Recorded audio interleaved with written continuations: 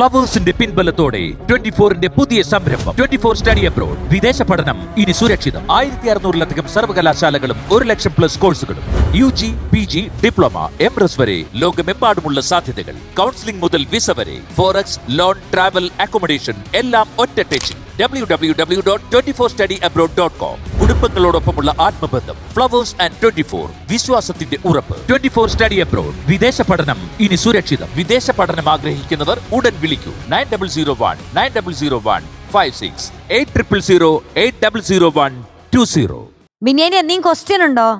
Intelligent questions മാത്രമേ എന്റെ കയ്യിലുള്ളൂ. എന്നാ ഒരെണ്ണം ചോദിക്കാം. ആ രീതിയിൽ മാറിക്കൊണ്ടിരിക്കുക. അങ്ങനെ മാറണ്ട. അല്ല, കർക്കിടക മാസമാണ്. അതുകൊണ്ടാണ് ചളു അടിക്കരുത്. എന്നാ കർക്കിടക മാസത്തിന്റെ ബേസ് ഞാൻ പറയാം. ചോദിക്കൂ.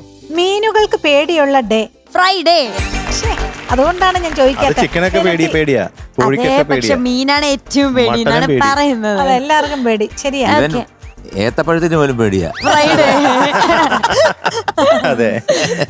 ചോദിക്കാം ഞങ്ങള് കർക്കിടക മാസത്തിനെ പറ്റിയുള്ള ഒരു ക്വസ്റ്റ്യൻ ഇപ്പൊ വരുന്നതായിരിക്കും. അതെ. അശോക ചക്രം നേടിയ ആദ്യ വനിത ആരാണ്? അറിയത്തില്ല.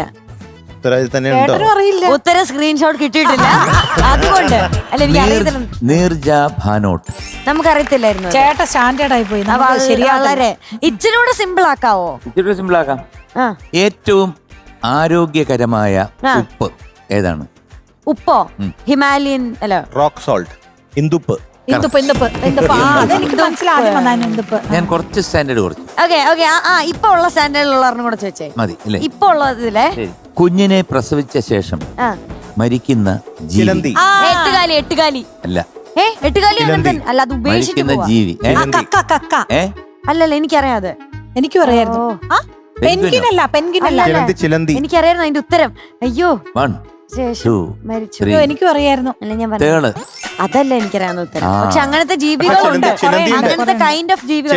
ചിലന്തി ഉപേക്ഷിച്ച് പോവാ ചെയ്യുന്നത്. അല്ല, ചിലന്തി ചത്തുപോകും പ്രസവിച്ച. ഇല്ല, ചത്തുപോകത്തില്ല. മുട്ടയിട്ട് കഴിഞ്ഞാൽ അതിനെ ഉപേക്ഷിച്ച് പോവും ചിലന്തി. അതാ ചിലന്തിയും ചാവുന്നുണ്ട്. ആണോ? ശരി, നമുക്കങ്ങ് അംഗീകരിച്ചേക്കാം. മീനൂട്ടി, പനി വന്നാൽ ഒരിക്കലും കഴിക്കാൻ പാടില്ലാത്ത എന്താണ്? പനി വന്നാല തണുത്ത വെള്ളം. കേക്ക്. അതെന്താ അങ്ങനെയാണ്?